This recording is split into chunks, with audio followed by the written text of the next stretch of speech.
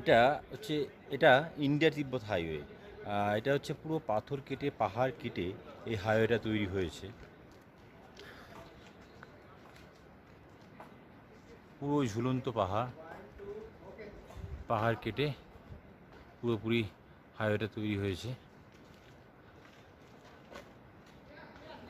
এটা হচ্ছে ফেমাস জায়গা, পুরো ঝুলছে এখানে রাস্তাটা হচ্ছে পুরো ঝুলছে। ওয়ার্ল্ডে যতগুলো ডেঞ্জারাস রোড আছে এই ইন্ডিয়া তিব্বত হাইওয়ে এটা হচ্ছে একটা ডেঞ্জারাস রোড।